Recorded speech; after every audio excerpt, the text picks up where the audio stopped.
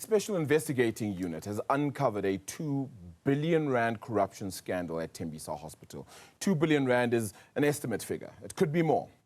And because this is just an interim report, one must remember. It does involve at least 3 syndicates, as well as corrupt officials who exploited procurement systems. The investigation reveals a horrifying picture of collusion and colluding officials, plus service providers who systematically exploited and circumvented procurement controls. Luxury assets have since been traced to those who are implicated. Now, the probe follows the murder of whistleblower Babita Deokaran, who was exposing this fraud.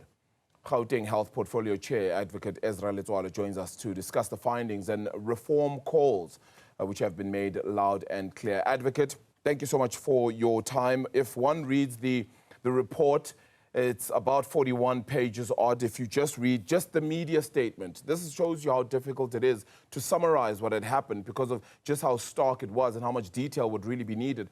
It's an entire 11 pages for a media statement. I don't think I've seen many media statements this long. It tells you just how stark the situation is. I mean, betrayal, anger, hurt, all of these words certainly come to mind. How did this happen when we have so many oversight bodies? I think it's quite hurtful, as you rightfully state, quite a shivering revelation, if one could say.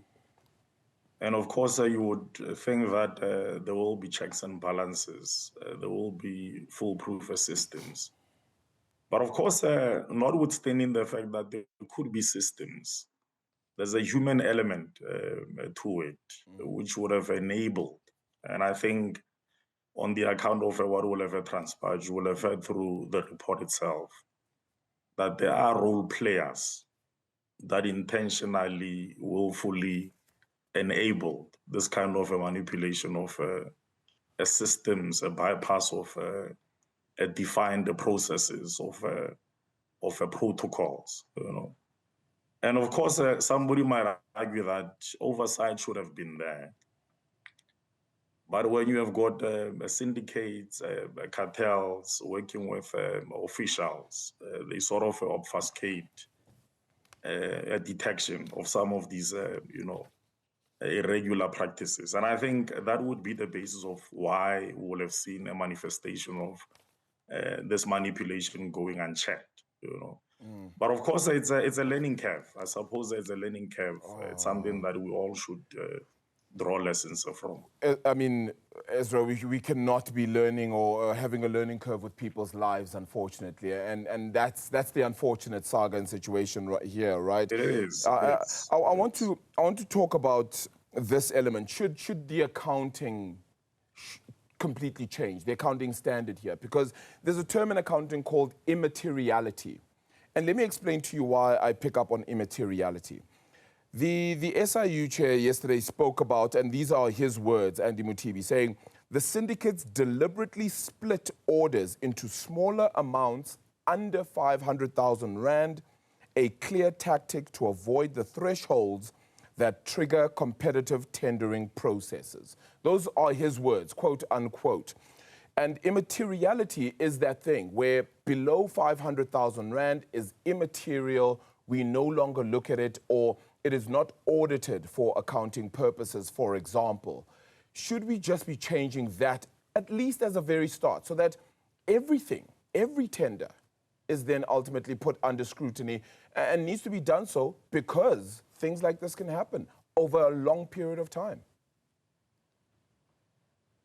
Well, of course, procurement processes premised on the legislation. You will recall there's a Procurement Act that regulates the space. And of course, coupled with that, the PFMA and several other pieces of legislation. But beyond that, there would be guidelines. There will also be Treasury directives. And everything is accounted for. And that is why ordinarily, even with those that are not qualifying, whatever procuring authority or institution still has the obligation of publicizing the reasons why those would not have qualified and go on further, to even put up their names so that for purposes of ensuring a greater transparency, enabling society to also scrutinize, those would then be put forth. But I agree. I think born out of these experiences, born out of these realizations, we still have got to strengthen. I think the process of strengthening procurement, the processes, has got to be continual, so you can't particularly end at a point where you say it's enough, So no sooner people get smarter with the processes, I think you need to pause and review blind spots, if there could be. Yeah, I'd like to also show our audience these images and graphs that are basically helping to link kind of aspects. This is from the SIU itself and kind of just tells you about some of the syndicates at play. One of the biggest ones that they've certainly focused on was the Maumela Syndicate, and it talks about Tembisa Hospital making 816.5 million rand there from 1,728 transactions done through 3 quote systems. There, the transactions were done through numerous front companies, and the 3 companies were contracted and linked to Vusimuzi Cat Matlala, for example. Just wanting to show that because the linkages here, right through, of course, to the Matlanga Commission of Inquiry range very highly. And then you think to yourself, well, the people who are supposed to capture this, whether it be law enforcement and the like, are also being questioned in another place. Are the systems meant to protect public funds broken in our country, Advocate? Well, I wouldn't think so in the main. I suppose there could be systemic blind spots in certain respects, but not the overall. I think the biggest challenge is those that man the system, because systems, much as they may be, mechanical, much as they may be automated, you still have got a human element. I think that's the point that I would have made earlier, what is the role played by those that are responsible or designated to mend the system in ensuring that it doesn't fault? And what is coming across from this specific case is that you had an array of people who converged in an agreement, to undermine, to subvert. So if you will, this is a case of a subversion of a defined protocols, of defined system. So that's how I see it. It only becomes this brazen, though, because you feel like you can get away with it, right? Because that means you've done something like this before, maybe on a smaller scale, and you keep building up, and you realize, well, I can get away with it. So is it not also just our own systems that are then broken and are unable to help us in this case? I mean, just look at the assets that have actually been stolen or taken in this case. I mean, 4 Lamborghinis to the value of 51 million. 1 Bentley, another Isuzu vehicle there, a boat, plus a trailer. These are just assets of one syndicate. Is there not greater concern with regards to our own ways and our own systems in protecting public funds? There should be surely some concern. There is, absolutely. And I think where I'm inclined to agree with you is that possibly we might, or in fact, there is a need, to ensure that there's a greater convergence amongst the oversight bodies, because one oversight body might not necessarily be, enough to detect, because it might either be lacking of investigational capabilities, and this is where others must then be able to complement it, in order to unravel, to detect some of these anomalous practices. So I think no sooner we cause, for a discussion on the reforms on the checks and balances mechanisms, within our institutions, I think the better, It's a conversation that has been, thrown out there. It needs to be structured. It needs to be executed for the actualization of, good governance across the board. Yeah, that good governance is very important. The public wants action now. No more just words. And that's why the SIU's own media statement here also has a segment called Referrals for Disciplinary Action. 116 referrals for disciplinary action to be instituted at least against 13 officials. And that's just in the interim report. How can you help in some of these concrete steps that are being taken to hold individuals accountable, no more scapegoating, particularly by those who orchestrated and enabled this fraud? Look, I think there's something that the minister mentions yesterday during the media briefing, that ordinarily we pick up these kinds of irregular practices and people are sent to disciplinary hearings. Some of them, end up being dismissed, but they could find employment still. So they are not particularly flagged. And I think we need to transcend that, those are kinds of arrangements.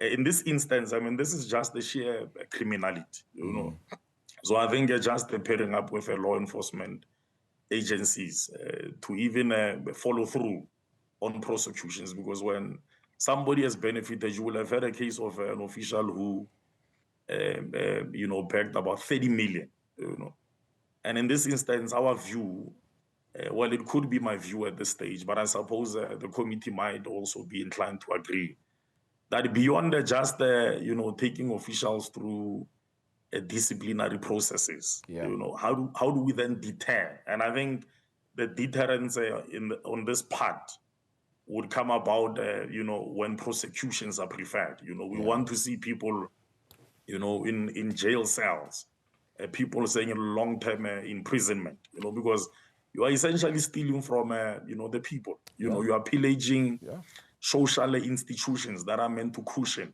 the vulnerable. So I think the easiest way of ensuring deterrence is to see people going through those rigorous processes. But as the committee, we obviously are exerting pressure on the department on a defined process within their purview, because I mean the issue around prosecutions resides elsewhere. But in respect of their own departmental, function, they should ensure that we quickly, remove these elements from any of the responsibilities associated with the management of our institutions. All I'm going to say is that the minister, Letsoalo, said, I appreciate why China executes corrupt people. That's according to what he said in the Mercury newspaper. And I think that tells you some of the hurt and the anger that even he is feeling in this case. Let me get your assessment on this. Why Tembisa? Why do you think it was Tembisa Hospital that got all of this?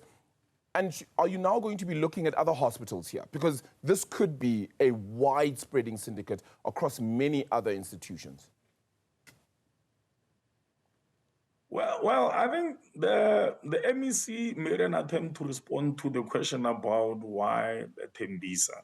I suppose it could have been one of those facilities which was, a deficient of necessary protocols adherence and system adherence, particularly as enabled by the then leadership. You will have heard the mention of the late CEO, as well as the COO, and when there's a confluence of that kind of a corporation amongst the senior managers, you are likely to have, the kind of absurdities that we are now seeing, which is quite concerning, I must say. Well, in respect of other hospitals, we have impressed on the department that there's a fundamental need to really just do an assessment across the board, which we have also been doing as an oversight body, really, through our continued interactions with the department. I mean, with different health facilities. Of course, you can imagine Gauteng has got about 37 hospitals and just over 369 clinics, and so it takes a bit of time. But I think we have commenced that process, because beyond the SIU report, we also do interface with other stakeholders, like your Public Service Commission, your Auditor General, and they too have made some revelations with regards to other facilities. Well, obviously, the magnitude would not be, at the same wavelength as would be the Tembisa situation. But we are following through on those. There are recommendations that we ordinarily pass. I know in the course of the forthcoming week, we are also inviting the PSC on some of their findings as it relates to quarter one of the current financial year. Let's make this, let's be louder about this. because the louder we are, the more transparent, the more clear, the more open we see everything that is happening, and less, hopefully anyway, people are inclined to commit to such horrible and disdainful ways of hurting other people effectively here. Advocate Ezra Letsoalo, really appreciate your time. Thank you so much for joining us. Health and Wellness Portfolio Committee Chairperson. I suppose the big question mark in the end becomes, can Parliament itself credibly lead reform